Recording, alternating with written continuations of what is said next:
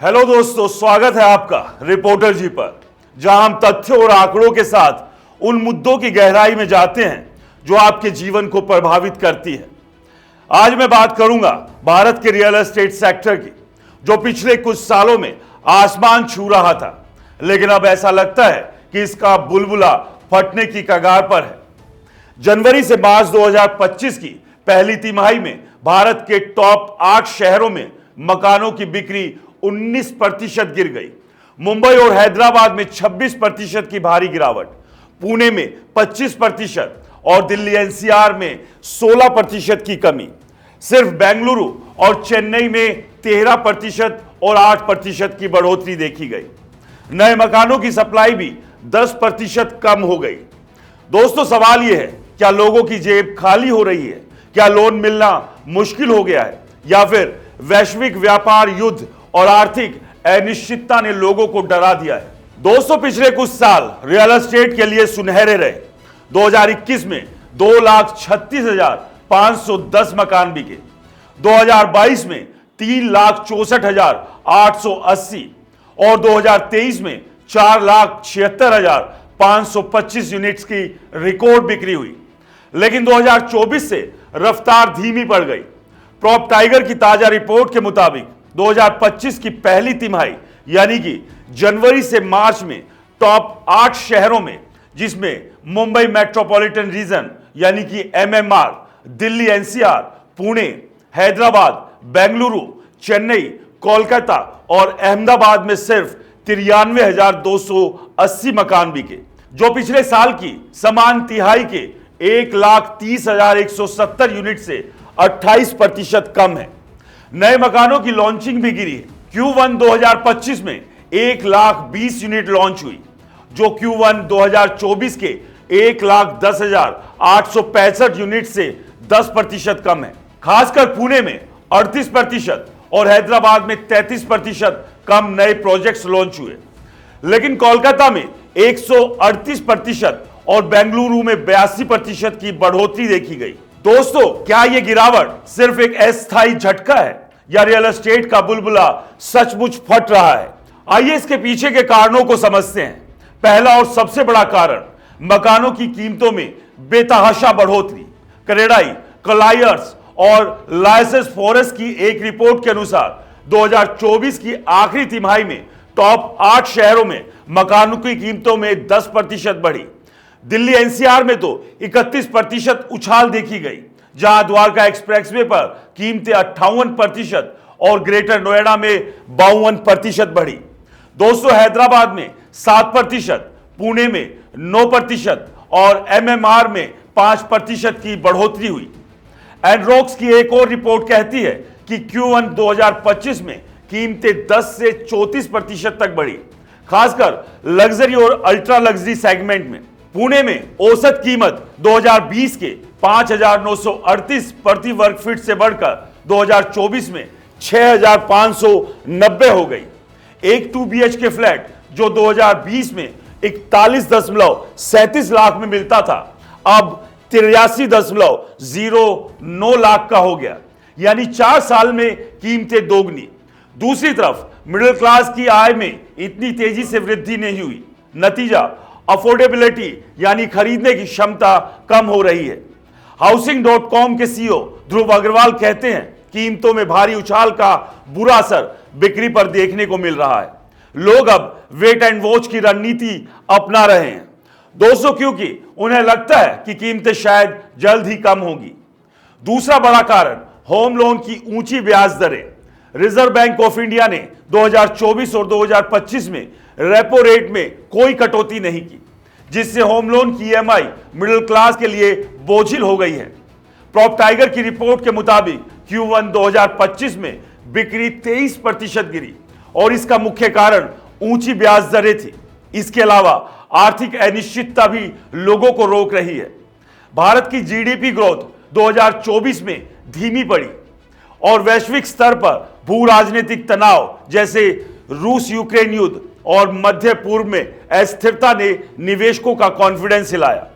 दोस्तों, prop equity के CEO Sameer Jasuja कहते हैं, वैश्विक व्यापार युद्ध और भारतीय अर्थव्यवस्था की कुछ कमजोरियां बिक्री में गिरावट का कारण बनी। तीसरा कारण है रियल एस्टेट में ओवर सप्लाई, खासकर हैदराबाद और पुणे जैसे शहरों में। प्रॉप इक्विटी की एक रिपोर्ट के मुताबिक हैदराबाद में 2024 तक 1,28,535 यूनिट्स की अनसोल्ड इन्वेंट्री थी, जो भारत में सबसे ज्यादा है।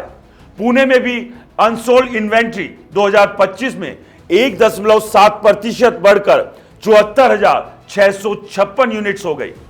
हैदराबाद में 2022 में 80,000 नए फ्लैट्स को मंजूरी दी गई, जबकि सालाना बिक्री सिर्फ 10,000 से 14,000 यूनिट्स की है। यानी हर साल 65,000 अतिरिक्त फ्लैट्स बाजार में आ रहे हैं, जिन्हें खरीदने वाले नहीं हैं। इस ओवर सप्लाई ने डेवलपर्स को मजबूर किया कि वो कीमतें ऊंची रखे, ताकि पुराने प्रोजेक्ट्स का खर्च निकाला जा सके। लेकिन इससे खरीदार और दूर हो रहे हैं। हालांकि कुछ अच्छी खबर भी है। Q4 2024 में अनसोल्ड इन्वेंट्रीज 5% कम हुई और पहली बार 2 साल में ये 10 लाख यूनिट से नीचे आई। पुणे में 14% और हैदराबाद में 13% की कमी देखी गई। दोस्तों, चौथा कारण है वैश्विक व्यापार युद्ध, जिसका जिक्र ध्रुव अग्रवाल ने किया। 2024 और 2025 में अमेरिका और चीन के बीच ट्रेड टैरिफ को लेकर तनाव बढ़ा। इसके अलावा भारत जैसे उभरते बाजारों में निवेशकों का कॉन्फिडेंस कम हुआ, क्योंकि ग्लोबल सप्लाई चेन प्रभावित हुई। रियल एस्टेट एक ऐसा सेक्टर है जहां लोग लंबी अवधि के लिए निवेश करते हैं। जब वैश्विक अनिश्चितता बढ़ती है तो लोग बड़े निवेश से बचते हैं। ध्रुव अग्रवाल कहते हैं, वैश्विक व्यापार युद्ध नई अनिश्चितता ला रहा है, इसलिए खरीदारों का सतर्क रवैया स्वाभाविक है। दोस्तों, आइए अब इन शहरों की स्थिति को डिटेल में देखते हैं।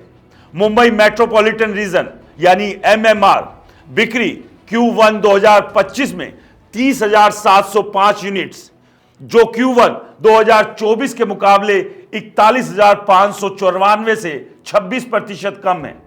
खास बात, लग्जरी सेगमेंट में डिमांड बनी हुई है, लेकिन मिड और अफोर्डेबल सेगमेंट्स में गिरावट है। चुनौती 40% अनसोल्ड इन्वेंट्री MMR में ही है। पुणे बिक्री 17,228 यूनिट बिकी, 25% गिरावट, कीमतें 9% की वृद्धि, औसत 6,590 प्रति वर्ग फीट। खास बात, 3 BHK यूनिट्स की डिमांड बढ़ी, लेकिन 1 BHK की हिस्सेदारी गिरी। चुनौती 38% कम नए लॉन्चेज, अनसोल्ड इन्वेंट्रीज का दबाव। हैदराबाद बिक्री 10,647 यूनिट बिकी, 26% की गिरावट, कीमतें 7% की वृद्धि, औसत 5,900 से 6,100 प्रति वर्ग फीट। खास बात, HYDRA की कार्रवाइयों ने खरीदारों में डर पैदा किया। चुनौती 33% कम नए लॉन्चेज, 1,28,535 यूनिट्स की अनसोल्ड इन्वेंट्रीज। दिल्ली NCR बिक्री 8,477 यूनिट्स बिकी, 16% की गिरावटें, कीमतें 31% की वृद्धि। द्वारका एक्सप्रेसवे पर 58% का उछाल। खास बात, लग्जरी और अल्ट्रा लग्जरी सेगमेंट में डिमांड। चुनौती मिड सेगमेंट में कमजोर डिमांड। बेंगलुरु बिक्री 11,731 यूनिट बिकी, 13% की बढ़ोतरी, कीमतें 9% की वृद्धि। खास बात, 82% ज्यादा नए लॉन्चेस। लग्जरी सेगमेंट में 53% नई सप्लाई। चुनौती अनसोल्ड इन्वेंट्रीज 28% बढ़ी।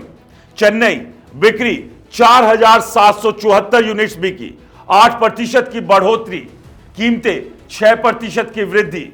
खास बात, IT प्रोफेशनल और NRI खरीदारों की डिमांड। चुनौती 46% कम लॉन्चेस। कोलकाता बिक्री 3,803 यूनिट्स बिकी, 1% की कमी, कीमतें 4% की वृद्धि, सबसे कम। खास बात, 138% ज्यादा नए लॉन्चेस, ज्यादा अफोर्डेबल सेगमेंट में। चुनौती डिमांड सीमित। अहमदाबाद बिक्री 10,730 यूनिट बिकी, 17% की गिरावट, कीमतें साउथ अहमदाबाद और SG हाईवे में डिमांड। खास बात, अफोर्डेबल हाउसिंग में डिमांड। चुनौती 23% कम नए लॉन्चेज। तो दोस्तों, ये था अलग अलग शहरों में यूनिट का हिसाब किताब। लेकिन इस सबके बीच सवाल यह उठता है कि क्या लोगों की आमदनी घटी है या लोन मिलना मुश्किल हो गया है। सच यह है कि दोनों ही कारण आंशिक रूप से जिम्मेदार है। एनएसएसओ के डेटा के मुताबिक मिडिल क्लास की रियल इनकम में पिछले 5 साल में ज्यादा बढ़ोतरी नहीं हुई। दूसरी तरफ मकानों की कीमतें दोगुनी हो गई। इससे अफोर्डेबिलिटी इंडेक्स बिगड़ गया। लोन की बात करें तो ब्याज दरें 8 से 9% के आसपास है, जो ईएमआई को महंगा बनाती है। इसके अलावा बैंकों ने लोन देने में सख्ती बढ़ा दी है, खासकर उन लोगों के लिए जिनका क्रेडिट स्कोर कम है। नतीजा, मिडिल क्लास के लिए मकान खरीदना एक दूर का सपना बनता जा रहा है। दोस्तों, वैश्विक व्यापार युद्ध ने भी रियल एस्टेट पर असर डाला है। 2025 में अमेरिका ने चीनी सामानों पर भारी टैरिफ लगाया, जिससे ग्लोबल सप्लाई चेन प्रभावित हुई। भारत में कंस्ट्रक्शन मटेरियल की कीमतें बढ़ी, जिससे डेवलपर्स ने प्रोजेक्ट्स की लागत और कीमतें बढ़ा दी। इससे खरीदारों का कॉन्फिडेंस और कम हुआ। तो क्या रियल एस्टेट का यह बुलबुला दोस्तों सचमुच फटने वाला है? मेरा मानना है कि अभी ऐसा कहना थोड़ा जल्दबाजी होगी। हाँ, गिरावट चिंताजनक है, लेकिन कुछ सकारात्मक संकेत भी है। बेंगलुरु और चेन्नई में बिक्री बढ़ी है। दिल्ली एनसीआर में लग्जरी सेगमेंट में डिमांड बनी हुई है। अनसोल्ड इन्वेंट्रीज भी कम हो रही है, लेकिन कुछ कदम भी उठाने जरूरी है। पहला, ब्याज दरों में कटौती। आरबीआई को रेपो रेट कम करना चाहिए ताकि होम लोन सस्ते हों। दूसरा, अफोर्डेबल हाउसिंग को बढ़ावा। सरकार को पीएमएवाई जैसी योजनाओं में और निवेश करना चाहिए। तीसरा, कीमतों पर नियंत्रण। डेवलपर्स को कीमतें स्थिर रखने की जरूरत है ताकि मिडिल क्लास की पहुंच में मकान हो। चौथा, पारदर्शिता। रेरा को और सख्ती से लागू करना होगा ताकि खरीदारों का भरोसा बढ़े। दोस्तों, रियल एस्टेट में यह गिरावट निश्चित रूप से एक चेतावनी है। कीमतों का बढ़ना, लोन की ऊंची ब्याज दरें और वैश्विक अनिश्चितताएं लोगों को मकान खरीदने से रोक रही हैं। लेकिन इसका मतलब यह नहीं है कि बाजार पूरी तरह ढह जाएगा। बेंगलुरु और चेन्नई जैसे शहरों में डिमांड बनी हुई है। कोलकाता में सप्लाई बढ़ी है। अगर सरकार और डेवलपर्स सही कदम उठाए तो यह मंदी अस्थायी साबित हो सकती है। आप क्या सोचते हैं? क्या आपको लगता है कि मकानों की कीमतें जल्द कम होगी दोस्तों, या फिर यह गिरावट और गहरी होगी? कमेंट में बताइए और इस वीडियो को लाइक शेयर करना बिल्कुल ना भूलें। रिपोर्टर जी पर ऐसे ही तथ्यों के साथ विश्लेषण के लिए चैनल को सब्सक्राइब करना ना भूलें। फिलहाल के लिए दीजिए इजाजत। नमस्कार।